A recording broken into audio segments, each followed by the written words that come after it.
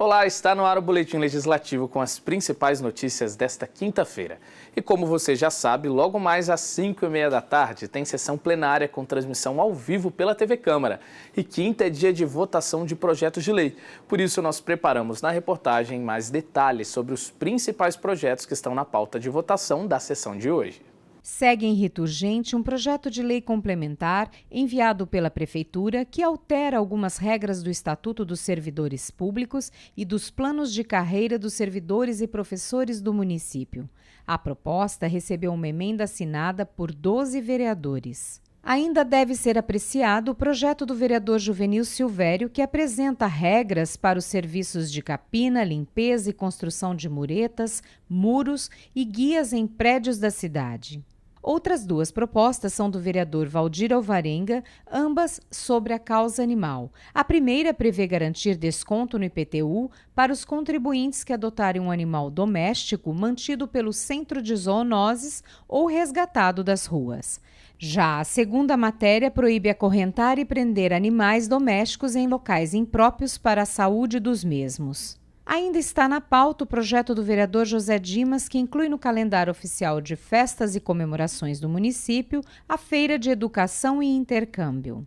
Os outros projetos da pauta são para a concessão de título de cidadão joseense e medalha de mérito e denominação de ruas e praças da cidade.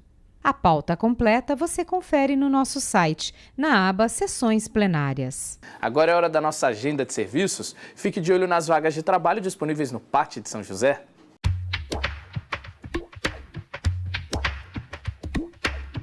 O PAT, Posto de Atendimento ao Trabalhador de São José dos Campos, tem oportunidades de emprego para assistente administrativo, atendente de telemarketing, auxiliar de limpeza, auxiliar de mecânico, auxiliar técnico instalador, cuidador de idosos, estoquista, mecânico de refrigeração, oficial de manutenção predial, passadeira de lavanderia, professor de química, tapeceiro de móveis, técnico de informática e tosador de animais domésticos.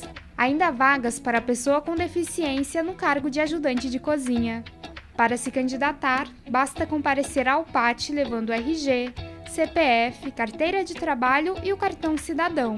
O PAT fica na Praça Afonso Pena, número 175, no centro.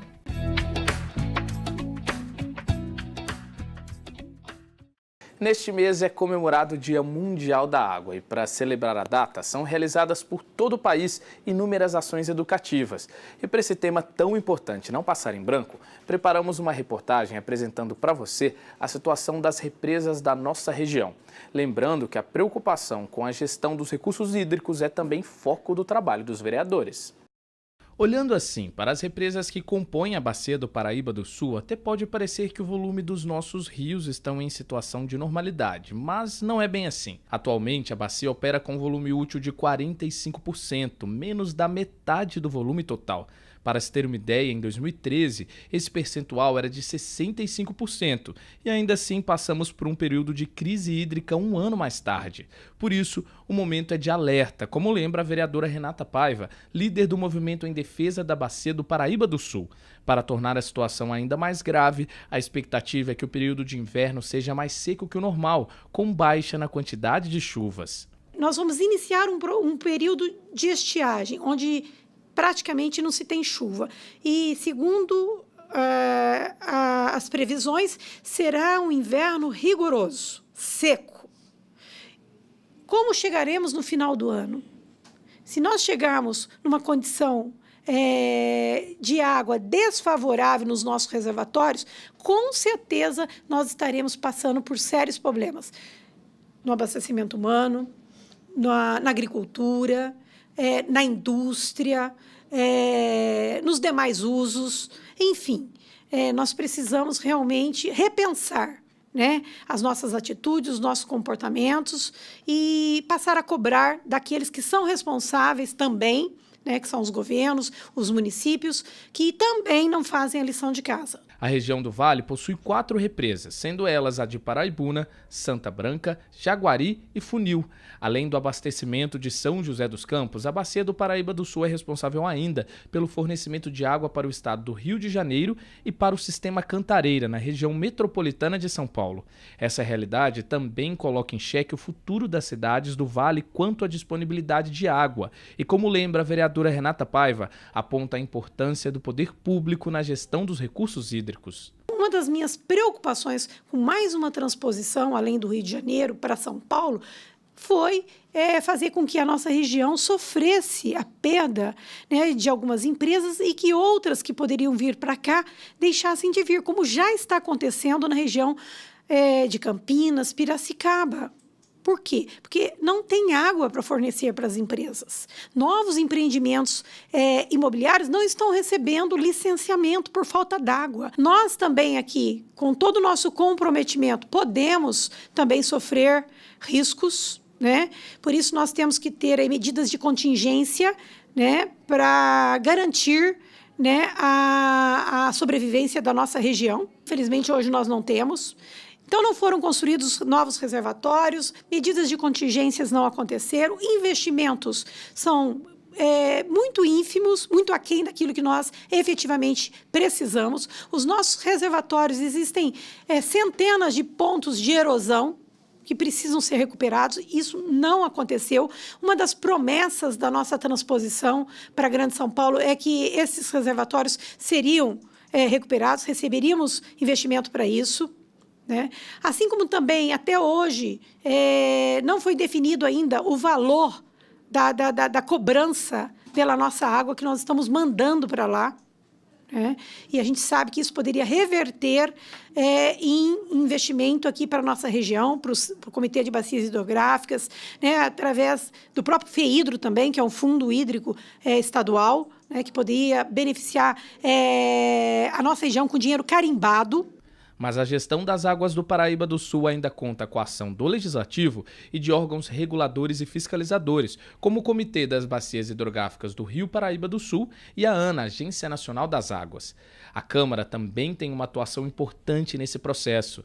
Neste ano, a vereadora Renata Paiva apresentou um requerimento que pedia ao governo do estado um laudo técnico sobre a situação das 4 barragens da nossa região. O objetivo é avaliar o risco de acidentes nas represas. Além do papel do poder público, é muito importante destacar também o papel da própria população na gestão dos recursos naturais. É dever de cada um de nós economizar água e preservar as nascentes e o meio ambiente. Falta, na verdade, prioridade. Água não é prioridade no nosso Brasil, né? E agora que a gente começa a discutir isso de uma forma mais efetiva, mais consciente e mais responsável. Mas nós precisamos continuar debatendo com a sociedade, porque se não tiver o envolvimento da população, se não tiver o envolvimento da sociedade civil organizada, que são os principais atores, nós não vamos conseguir jamais construir algo que possa alcançar toda a população e fazer com que a população seja também parceira nesse debate, seja parceira nesses projetos, seja parceira nessa responsabilidade de cooperação. Agora eu peço licença para falar de um tema simples, mas transformador. Já ouviu a expressão gentileza gera gentileza? Pois então, essa é a premissa de uma campanha educativa lançada em São José dos Campos, que prevê ampliar a segurança dos pedestres e motoristas da cidade. A iniciativa, que ganhou o nome Sinal de Gentileza, busca estimular na população atitudes simples que podem evitar acidentes e ampliar a cultura de educação no trânsito. Para mostrar que essas ações dão certo, um grupo de vereadores foi às ruas da cidade colocar em prática os conceitos da campanha. Se tem uma palavra que pode definir e transformar a vida das pessoas, ela se chama gentileza. E foi ela que deu nome a uma campanha educativa no trânsito em São José dos Campos. A proposta, intitulada Sinal de Gentileza, foi promovida pela Secretaria de Mobilidade Urbana. 7 vereadores acompanharam a ação, realizada na Avenida JK, uma das mais movimentadas da Zona Leste. No local, um agente de trânsito dava orientações para quem atravessava a avenida. O plano é apresentar atitudes simples que podem garantir maior segurança para pedestres, motoristas e ciclistas. Uma dessas atitudes é sinalizar para os carros o momento em que o pedestre vai passar pela faixa em via sem semáforo. Sendo assim, a dica é estender o braço. Já o condutor deve fazer a gentileza de ligar o pisca-alerta e também estender o braço para avisar os outros motoristas e também os ciclistas. O pedestre hoje é o que é mais, fica em mais situação de risco hoje na via pública, mas também a gente chegou na relação entre o pedestre e os motoristas a oportunidade de expandir essa gentileza. Então, a partir do gesto de gentileza, de solicitação de passagem e o motorista retribuindo esse gesto de gentileza, dando passagem para o pedestre, a gente começa a melhorar as relações entre os usuários. E isso reflete diretamente na segurança no trânsito. Para o presidente da Câmara, Robertinho da Padaria, por meio da campanha São José dá mais um passo para tornar o trânsito da cidade mais seguro. Quando se fala em gentileza, é compartilhar esse respeito no trânsito. Isso é fundamental. Então esse trabalho, lógico, é um trabalho que requer um certo tempo, mas você tem que começar, que é um trabalho de prevenção, né, fazer reuniões com a comunidade, escolas, enfim, todos os lugares, melhorar, facilitar o dia a dia da população, né, pedestre, carro, enfim, eu acho que isso é fundamental para o dia a dia das pessoas. A expectativa é que essa prática de gentileza ajude a reduzir o número de atropelamentos e acidentes de trânsito na cidade. Só entre 2017 e 2018, o município registrou 507 atropelamentos. Metade ocorreu no período noturno.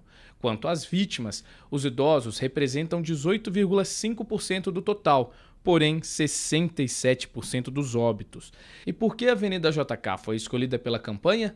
Porque ela apresenta o maior índice de atropelamentos da cidade, seguida pela Rua Bacabal e pela Estrada Velha Rio-São Paulo. Para os vereadores, a iniciativa vai ajudar a mudar essa realidade. Eu acho que a educação no trânsito é a base de tudo, é uma base para um bom relacionamento entre as pessoas, entre os carros, entre os pedestres, entre os ciclistas, né? Partindo do poder público, acho muito louvável que isso tenha uma constância, né? Que isso tenha vamos dizer assim, uma publicidade ao longo do tempo, até que as pessoas por si só, né, por sua própria autonomia, acabe entendendo o que é melhor para quem está no carro, para quem está e para o pedestre. Essa cultura de implantar o respeito ao pedestre, assim como o pedestre respeitar também os veículos, tanto as bicicletas, como as motos, como os carros, de uma maneira geral, e vice-versa, eu acho que isso é viver em harmonia. Por isso que essa campanha, sinal de gentileza. Gentileza gera gentileza. A campanha também prevê intensificar a fiscalização das infrações que comprometem o deslocamento e a segurança dos pedestres, como parar sobre a faixa de travessia no semáforo ou estacionar sobre ela. Difundir a cultura do respeito mútuo, da gentileza, da educação no trânsito é muito importante, né? Por parte do pedestre, por parte do motorista. E eu acho que essa cultura vai pegar em São José dos Campos. A gente fica feliz de poder estar aqui junto, somando aí, para que essa campanha aí dê certo e que a gente possa ter uma cidade de São José mais educada entre os pedestres e os motoristas. Todas as iniciativas que o Poder Executivo puder implementar na malha, nas vias públicas da cidade, vem agregar para uma maior segurança aos pedestres. Além da campanha, as ações do município incluem a implantação de 50 travessias elevadas e 1.000 rampas de acessibilidade para os próximos 2 anos, além da iluminação das faixas de pedestre. Outro eixo de atuação anunciado é a revisão da Lei da Calçada Segura para torná-la mais moderna. E confira agora a previsão do tempo para a tarde de hoje e também amanhã, sexta-feira. O sol aparece entre nuvens na tarde desta quinta-feira. Deve chover. Máxima de 26 graus, mínima 18. Na sexta, o dia será de céu parcialmente nublado. A chance de chuva é grande. Máxima de 25 graus, mínima 14. E esse é o nosso Boletim de Notícias. Muito obrigado pela companhia. Lembrando que amanhã, no horário do Boletim, você confere o Semana Legislativa com as principais notícias que marcaram a semana na Câmara Municipal. Até lá!